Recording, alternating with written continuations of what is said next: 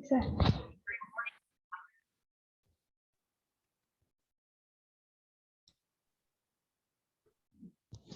Assalamualaikum warahmatullahi wabarakatuh. Baiklah, kami akan mempresentasikan artikel dengan judul Memahami Perilaku Stakeholders Indonesia dalam Adopsi IFRS, Tinjauan Aspek Kepentingan, Bahasa, dan Budaya. Sebelumnya, kami akan memperkenalkan diri terlebih dahulu. Perkenalkan, nama saya Umbratunada dengan NIM 19043029. Rekan saya Putri Nabila dengan NIM 19043014 dan rekan saya Riki Afria Junita dengan NIM 19043019. Untuk materi yang pertama akan dijelaskan oleh Putri Nabila. Kepada Putri Nabila disilakan. Baik, terima kasih kepada moderator. Saya akan menjelaskan tentang abstrak, pendahuluan, serta telaah literatur pada artikel ini. Baik, langsung saja yang pertama yaitu untuk abstraknya. Pada artikel ini, sebelumnya abstrak itu merupakan ringkasan dari keseluruhan isi artikel yang disajikan secara singkat dan akurat. Dalam abstrak, biasanya sudah terkandung inti murni dari pembahasan yang ada dalam artikel. Tidak ada penambahan tafsiran, opini, dan interpretasi lain dalam penulisan abstrak. Pada tip untuk menulis abstrak, yang pertama itu latar belakang, yaitu kaidah yang harus dipenuhi saat membuat abstrak adalah dengan memasukkan latar belakang dari permasalahan serta latar belakang yang dihadapi peneliti. Adanya latar belakang membantu mencari solusi untuk menyelesaikan permasalahan penelitian yang dilakukan. Yang kedua itu metode, menjabarkan secara ringkas dan padat jenis metode penelitian apa yang dilakukan dalam penelitian. Hal ini bertujuan untuk mengetahui bagaimana cara dan langkah yang sesuai dengan permasalahan yang dihadapi. Selanjutnya itu hasil penelitian, yaitu menjabarkan hasil penelitian yang dilakukan menjadi kaidah yang harus dijabarkan terkait dengan peneliti yang dilakukan. Selanjutnya kesimpulan. Kesimpulan menjadi penutup dalam kaidah cara membuat abstrak yang baik dengan melampirkan kesimpulan dapat diketahui bahwa penelitian yang telah dilakukan apakah dapat menyelesaikan permasalahan yang dihadapi. Serta yang terakhir itu memberikan kata kunci di akhir paragraf. Kata kunci ini pada penelitian berguna untuk memudahkan pencarian secara online. Kata kunci dapat dipilih dari kata-kata yang ada pada judul penelitian.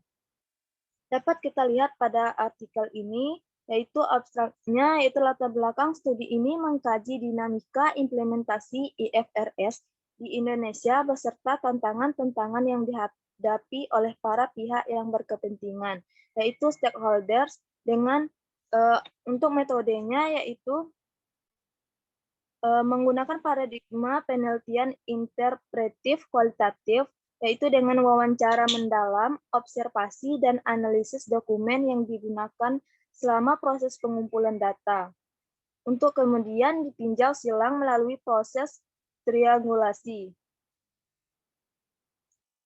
Secara lebih khusus, studi ini berusaha mengidentifikasi problematika yang muncul dalam implementasi tersebut dan bagaimana respon para stakeholder selama ini. Penulis berharap temuan yang diperoleh dapat memperkaya literatur tentang keterkaitan antara akuntansi, budaya, bahasa, dan kepentingan pihak-pihak yang terlibat di dalamnya dalam konteks negara berkembang, khususnya di Indonesia. Temuan yang ada mengidentifikasikan hubungan yang saling tergantung di antara para stakeholder, yaitu regulator, auditor, pengguna, preparer, dan perguruan tinggi, di mana tidak ada satu pihak pun yang secara sendirian maupun mampu menjamin keberhasilan implementasi tersebut. Upaya kolektif yang sinergis dan berorientasi jangka panjang diperlukan karena masing-masing pihak memiliki kendala internal yang dapat menghambat implementasi IFRS tersebut. Selain itu, faktor budaya, termasuk bahasa, juga memperumit masalah. Hal ini membutuhkan solusi jangka panjang yang bersifat strategis dan tataran makro. Studi ini mengajukan 7 proporsi yang mengodisikan efektivitas implementasi IFRS dalam sebuah konteks nasional. Untuk kata kunci pada artikel ini yaitu IFRS, PSAK, Bahasa Budaya Indonesia. Selanjutnya yaitu pendahuluan. Pada pendahuluan, yang pertama menjelaskan latar yang merupakan lingkar luar yang membungkus topik, tema, dan fokus yang akan dibahas. Menjelaskan bagaimana penelitian terdahulu, bagaimana kerangka berpikir, serta pertanyaan penelitian. Dapat kita lihat pada pendahuluan pada artikel ini, yaitu studi tentang implementasi internasional financial reporting standard. Sebagai alat komunikasi bisnis di era globalisasi telah menjadi salah satu topik kajian yang paling mendapatkan perhatian. Itu menurut Albu et al. 2014, Evans 2004, El Salam, dan Weidman 2003.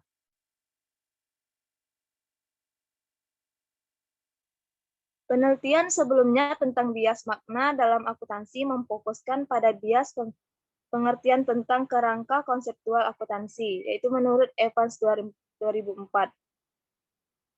Studi lebih mendalam dilakukan oleh Albu et al. 2014 yang menggunakan kerangka teoritis dan institusional teori. Berdasarkan kajian literatur sebelumnya, studi yang mengangkat permasalahan seputar adopsi IFRS dalam konteks Indonesia masih amat terbatas. Salah satunya adalah dari Deviarty et al. 2014 yang menyoroti keterbatasan pemahaman akuntan Indonesia dalam menyiapkan diri untuk mengimplementasikan IFRS dibandingkan akuntan di Malaysia. Studi ini menegaskan perlunya percepatan kesiapan dari akuntan manajemen Indonesia terkait implementasi IFRS.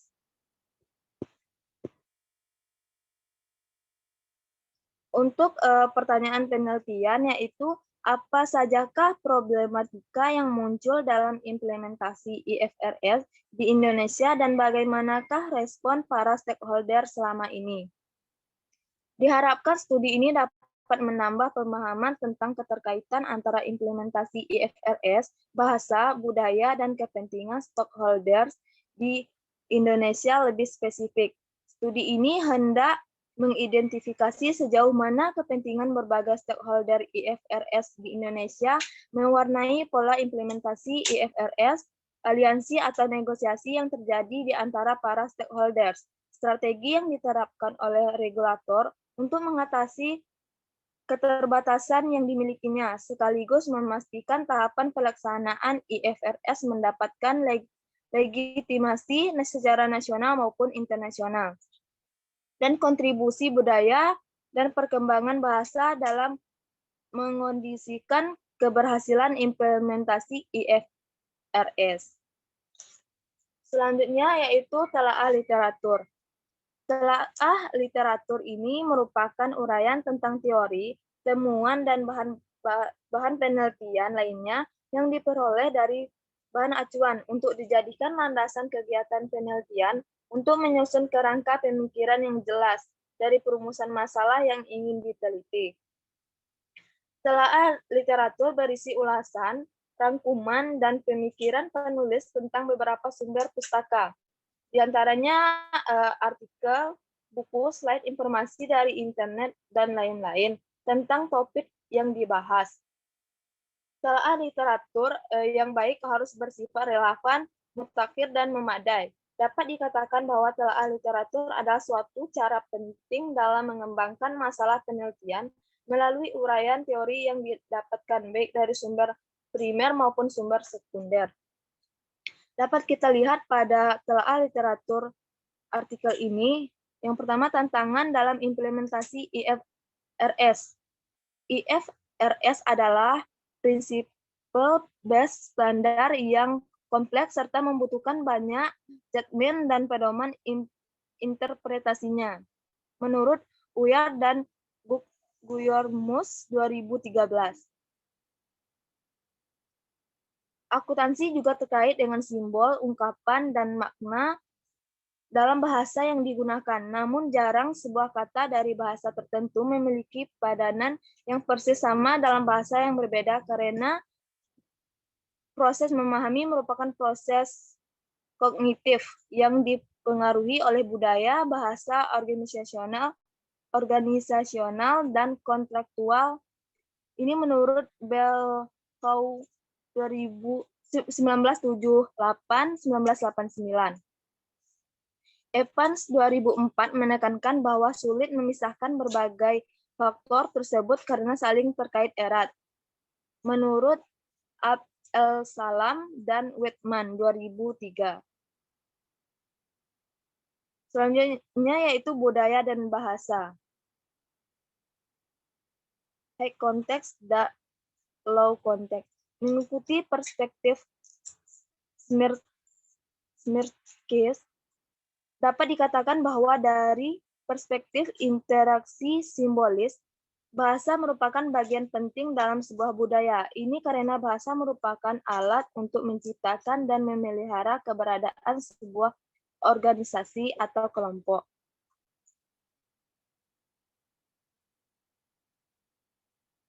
Konteks adalah informasi yang mengelilingi dan memberikan makna bagi sebuah kejadian, menurut Hall dan Hall 1990.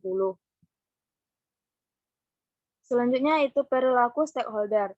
Itu kepentingan dalam dan respon terhadap adopsi IFRS. Menurut DiMaggio dan Powell 1983 mengajukan teori sosiologi yang dikenal sebagai institutional teori yang telah banyak diadopsi di bidang akuntansi.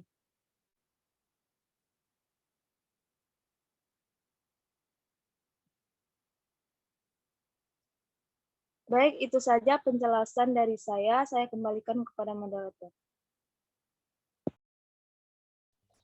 Terima kasih kepada Putri Nabila yang telah menjelaskan materi. Selanjutnya, materi akan dijelaskan oleh Rike Afria Junita. Pada Rike disilahkan.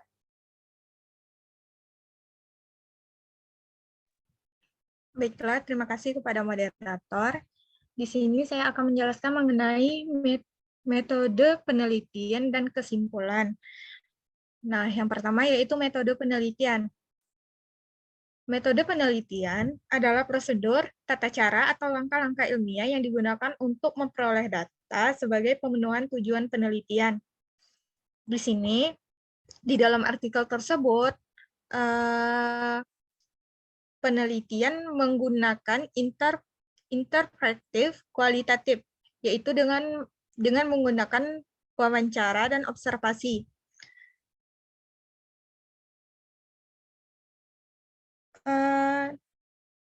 Penelitian interpretif tersebut merupakan analisis sistematis terhadap tindakan dalam sebuah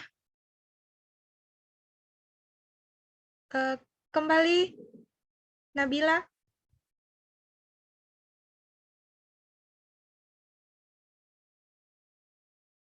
Sebuah kelompok melalui pengamatan yang mendetail untuk memahami bagaimana para pelaku menciptakan dan memelihara dunia sosialnya. Next.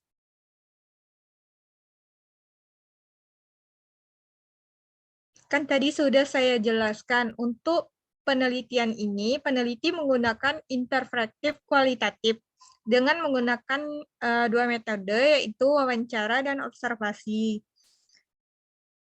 Wawancara dilakukan untuk mendapatkan data tentang persepsi, pemikiran, opini, dan pengalaman dari pihak-pihak yang terlibat dan kepentingan terhadap implementasi IFRS. Wawancara dilakukan terhadap anggota Dewan Standar Keuangan DSK, pengurus Ikatan Akuntan Indonesia IAI, tim implementasi atau sosialisasi IFRS, auditor atau partner CAP, akuntan perusahaan, FIFER, akademis, dan pengguna laporan keuangan.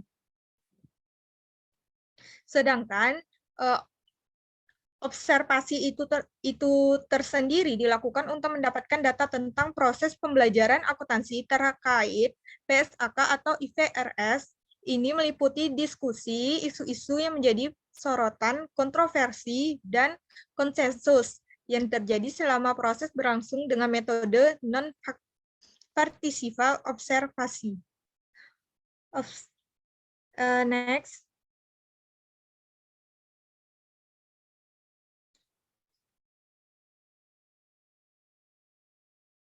Nah, untuk yang kedua, kesimpulan.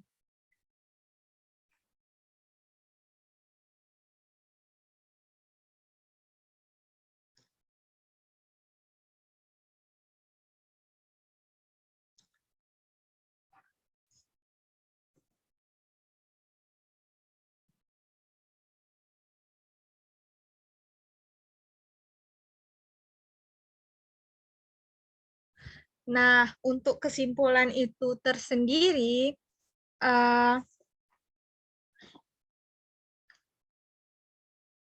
di sini kesimpulan itu bagaimana sih trik untuk membuat kesimpulan dalam suatu artikel? Yang pertama itu kesimpulan harus didasarkan tujuan di bagian pendahuluan. Tadi sudah kita lihat untuk pertanyaan yang di pendahuluan sudah terdapat juga di dalam kesimpulan. Yang pertanyaannya adalah apa sajakah problematika yang muncul dalam implementasi IFRS di Indonesia dan bagaimana respon para stakeholder selama ini. Itu sudah terdapat, pertanyaan itu sudah terdapat di pendahuluan. Dan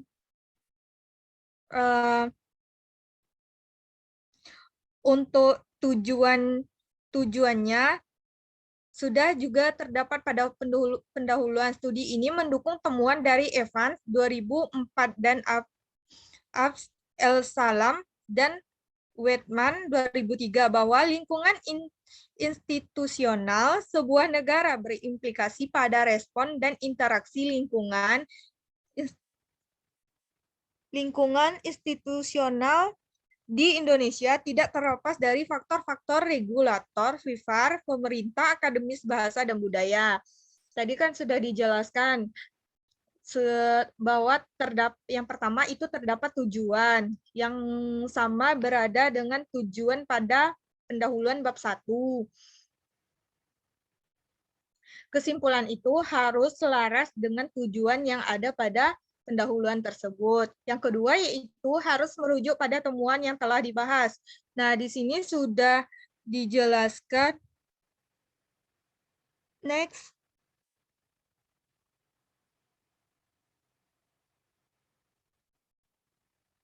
Untuk temuan-temuan yang didapatkan di dalam penelitian atau artikel tersebut, bahwa terdapat beberapa penemuan, yaitu proporsi yang pertama, budaya langs konteks dalam sebuah masyarakat, mengondisikan tantangan tentang mengimplementasikan IFRS.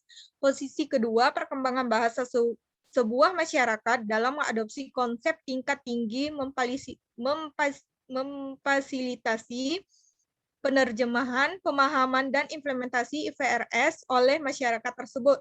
Proporsi yang ketiga, kesiapan dari perguruan tinggi dalam pembelajaran akuntansi berbasis IFRS, mengondisikan kecepatan transisi yang diperlukan untuk mengimplementasikan IFRS tersebut. Proporsi yang keempat, dukungan pemerintah terhadap regulator mengondisikan kecepatan dan efektivitas proses implementasi IFRS yang terjadi. Proporsi kelima, sumber daya yang dimiliki regulator mengondisikan independensi regulator dalam menjalankan. Next. Misinya. Proporsi yang keenam, efektivitas negosiasi di antara para stakeholder, mengondisikan sinergi di antara semua pihak, dan dengan demikian dapat berimplikasi pada kecepatan proses transisi. Proporsi yang ketujuh, yaitu tingkat pragmatisme pengguna laporan keuangan, mengondisikan respon mereka terhadap perubahan prinsip dan standar pelaporan keuangan yang diminta oleh regulator. Nah, yang ketiga yaitu di dalam kesimpulan tersebut terdapat rekomendasi atau saran atau implikasi berdasarkan penelitian yang sudah ada. Di sini dapat kita lihat bahwa sudah terdapat penjelasan mengenai rekomendasi atau saran tersebut. Studi ini telah mengungkapkan kompleksitas dan keunikan kondisi lingkungan institusional di sebuah negara dalam implementasi IFRS sebagai sebuah basic research. Berbagai pelajaran telah disampaikan untuk pengembangan literatur akuntansi di bidang kajian implementasi IFRS di negara berkembang dan di Indonesia. Namun, studi ini memiliki berbagai keterbatasan. Keterbatasan itu ada 4. Yang pertama yaitu studi ini berbasis pengalaman Indonesia dan bukan diajukan untuk merepresentasikan dinamika di seluruh negara berkembang. Studi berikutnya disarankan untuk meningkatkan pengalaman di negara berkembang yang memiliki sebagian kemiringan historis, politik, budaya, lalu membandingkan dengan pengalaman di Indonesia sehingga dapat dibuat pemahaman yang lebih luas. Dari situ dapat kita pahami bahwasannya itu adalah rekomendasi atau saran untuk apabila ada orang yang ingin membuat penelitian yang sama dalam yang sama dari artikel ini. Nah, untuk yang kedua, yang ketiga, dan keempatnya, sepertinya bisa kita pahami sendiri bahwasanya kesimpulan dari sini yaitu untuk kesimpulan artikel itu tersendiri, yang pertama yaitu harus tujuan di dalam kesimpulan itu harus selaras dengan pendahuluan. Yang kedua yaitu harus merujuk pada temuan yang telah dibahas. Dan yang ketiga yaitu terdapat di akhir-akhir kesimpulan terdapat rekomendasi atau saran atau implikasi berdasarkan penelitian. Baiklah, kembalikan ke moderator. Terima kasih kepada Rike yang telah menyambung materi. Dan yang terakhir, materi tentang pembahasan hasil penelitian yang akan dijelaskan oleh saya sendiri. Penjelasan hasil uji hipotesis dilakukan dengan menyimpulkan dan menelaah hasil wawancara dari pihak yang ahli. Ada beberapa subbagian dalam artikel ini yang di dalam subbagian tersebut ada hal-hal yang perlu ditekankan. Untuk yang pertama, pengadopsian IFRS di Indonesia yang bertahap. Penelitian ini sesuai dengan metodologi grounded theory. Regulator memiliki kepentingan utama akuntan Indonesia dalam globalisasi profesi akuntan, agar akuntan publik Indonesia tidak kalah saing dari akuntan publik asing. Sehingga dengan cara itu para regulator menerapkan IFRS ke dalam auditor yang wajib untuk dilakukan pemuktahiran pengetahuan terkait IFRS dan ISA. Untuk bagian pertama, yaitu tentang regulator, kepentingan, dan tantangan. Hal penting yang terdapat dalam subbagian ini, yang pertama, yaitu edukasi dan pelatihan. Edukasi dan pelatihan merupakan mekanisme utama dari regulator untuk sosialisasi implementasi IFRS. Namun, kendala yang dihadapi regulator minimnya sumber daya sehingga regulator berharap dukungan pemerintah dan di luar regulator serta auditor. Yang kedua, implementasi IFRS dilakukan secara tidak langsung untuk kecepatan adopsi IFRS. dilakukan secara tidak langsung untuk kecepatan adopsi IFRS tersebut melalui PSAK, salah satunya melakukan penerjemahan IFRS dan PSAK. Next, problematika yang dihadapi regulator terhadap kondisi oleh ketidakpahaman SDM di tingkat pengambilan kebijakan independensi yang dimiliki dan ketertinggalan akuntan Indonesia menghadapi MEA 2015. Selanjutnya, untuk subbagian yang kedua yaitu harapan auditor dan tantangannya. Yang pertama, hal penting yang ditekankan dalam subbagian ini yaitu dalam perspektif auditor, independensi adalah suatu yang problematis di lapangan. Auditor adalah sumber utama yang berkonsultasi terkait standar, namun kode etik profesi yang membatasi professional judgment sebagai landasan belum dapat dimaknai secara utuh oleh preparer. Yang kedua, problematika yang dihadapi auditor untuk menjaga independensi cenderung respons umum dari auditor, cenderung komistis terhadap konstituen eksternalnya. Next. Subbagian ketiga yaitu perspektif loyalitas, budaya, dan bahasa. Ada dua hal yang ditekankan dalam subbagian ini. Yang pertama, loyalitas terhadap pimpinan perusahaan seringkali menjadi dasar preparer dalam membuat laporan keuangan. Kecenderungan budaya pragmatis yang membuat pemaksaan dan dari pihak eksternal. Yang kedua, akuntan juga harus berkomunikasi dalam banyak pihak baik dalam internal maupun eksternal. Bagi para preparer, merasa penggunaan bahasa Indonesia dalam PSAK dianggap menjadi masalah, bukan untuk menjadi solusi untuk memahami IFRS. Next. Next.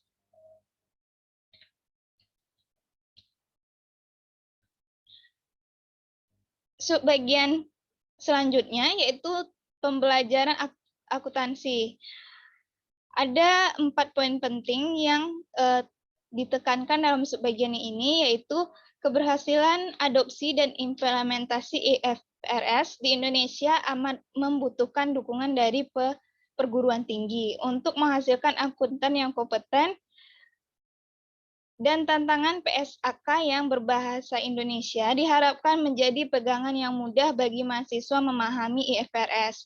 Namun terkadang PSAK lebih sulit dipahami dibanding dengan IFRS. Selanjutnya, tantangan lain adalah bagaimana membentuk cara berpikir mahasiswa ke arah principle based dan sanggup memberikan professional judgment dalam memaknai akuntansi. Disparitas mutu input mahasiswa relatif tinggi antara satu perguruan tinggi dengan perguruan tinggi lainnya. Next.